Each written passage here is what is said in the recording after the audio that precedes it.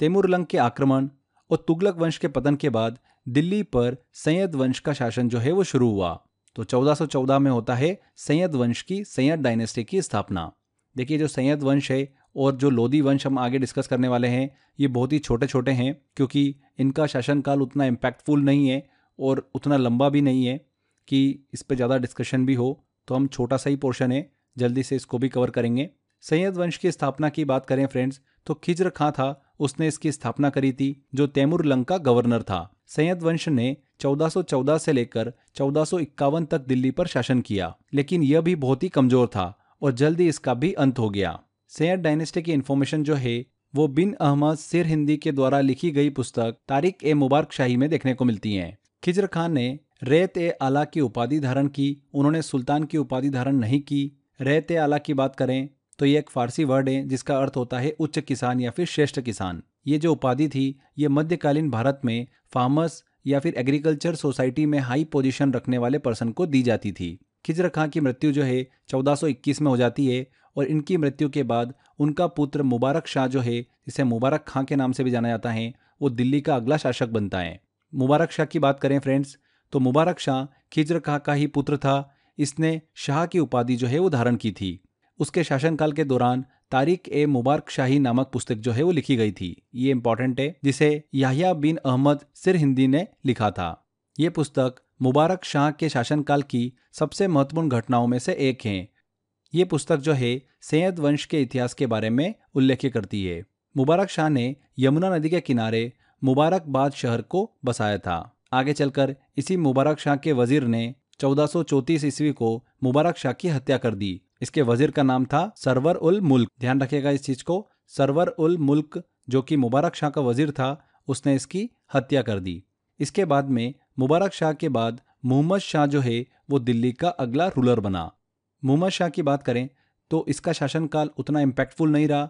आगे चलकर 1443 में इसकी मृत्यु हो जाती है, जिसके बाद अलाउद्दीन आलम शाह जो है वो दिल्ली का अगला शासक बनता है। अलाउद्दीन आलम शाह जो था वो सैयद वंश का लास्ट रूलर था, मतलब आखिरी शासक था। अलाउद्दीन आलम शाह के टाइम बहलोल लोदी ने डिप्लोमेसी के तहत दिल्ली सल्तनत पर अधिकार कर लिया। अलाउद्दीन आलम शाह ने पूरी सत्ता को बहलोल लोदी को दे दी और खुद बदायूं चला गया। 1451 ईस्वी में अलाउद्दीन आलम शाह की डेथ हो गई और बहलोल लोदी ने 1451 में लोदी डायनेस्टी की स्थापना कर दी। तो अब हम डिस्कस करने वाले हैं लोदी वंश को, लोदी डायनेस्टी को। 1451 से लेकर 1526 तक हमको लोदी वंश देखने को मिलता है। तो लोदी वंश की स्थापना किसने करी? बहलोल लोदी ने करी है 1451 में। बहलोल लोदी का संबंध एक अफगानी कबीले से था। बहलोल लोदी ने दिल्ली पर फर्स्ट अफगान स्टेट की स्थापना की थी। बहलोल लोदी ने बहलोल नाम के कॉइन चलाए थे। आगे चलकर 1489 में इसकी मृत्यु हो गई, जिसके बाद बहलोल लोदी का पुत्र निजाम शाह जो है वो अगला शासक बनता है। देखिए, निजाम शाह ने सिकंदर शाह की उपाधि धारण करी थी, इसीलिए इसे निजाम शाह या फिर सिकंदर शाह के नाम से भी जाना जाता है।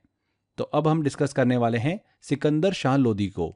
सिकंदर शाह लोदी की बात करें तो ये बहलोल लोदी का ही पुत्र था, जो कि 1489 ईस्वी में लोदी वंश का अगला शासक बना।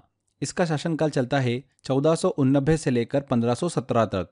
सिकंदर शाह लोदी की बात करें तो इसी ने आगरा शहर की स्थापना करी थी। आगरा को लोदी डायनेस्टी की कैपिटल बनाया गया। वेरी वेरी इंपॉर्टेंट है, एग्जाम में पूछते हैं कि आगरा शहर की स्थापना किसने करी थी, तो सिकंदर शाह लोदी ने। इसने मुसलमानों को ताजिया निकालने और मुसलमान स्त्रियों को पीरों और संतों की मजार पर जाने पर प्रतिबंध लगा दिया था। सिकंदर शाह लोदी की डेथ गले में बीमारी के कारण 1517 में हो गई थी, जिसके बाद लोदी वंश का अंतिम शासक इब्राहिम लोदी आता है। इब्राहिम लोदी की बात करें तो 1517 से लेकर 1526 तक इसका टाइम चलता है। इब्राहिम लोदी सिकंदर शाह लोदी का ही पुत्र था। इसने इब्राहिम शाह की उपाधि जो है वो धारण करी थी। इब्राहिम लोदी दिल्ली सल्तनत का एकमात्र ऐसा सुल्तान था जो कि हिंदू फेस्टिवल होली में भाग लेता था। आगे चलकर 1526 में इब्राहिम लोदी और बाबर के बीच में यहाँ पर युद्ध देखने को मिलता है। ये जो युद्ध होता है ये कहलाता है पानीपत का प्रथम युद्ध, first battle of Panipat. Ibrahim Lodi और बाबर के बीच में होती है। इब्राहिम लोदी बाबर से बुरी तरीके से हार जाता है। बाबर दिल्ली पर मुगल साम्राज्य की यहाँ पर स्थापना कर देता है। तो यहाँ पर दिल्ली सल्तनत खत्म होती है और शुरुआत होती है मुगल वंश की, मुगल साम्राज्य की। 1526 से।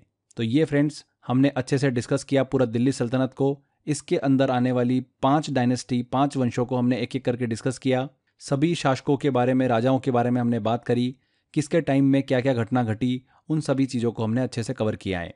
इसका जो तीसरा वीडियो आएगा मध्यकालीन भारत का, वो आएगा हमारा मुगल साम्राज्य, मुगल पीरियड। तो उसको हम एक सेपरेट वीडियो में कवर करेंगे। आपने अच्छे से ध्यान से देखा। अब आपको करना क्या है, टेस्ट वाले सेक्शन में जाइए, अच्छे से टेस्ट लगाइए इस टॉपिक का। बहुत ही इंपॉर्टेंट टॉपिक है। आपसे टेस्ट के सारे क्वेश्चन लगेंगे, बिल्कुल लेटेस्ट पैटर्न के क्वेश्चंस आपको देखने को मिलेंगे टेस्ट के अंदर।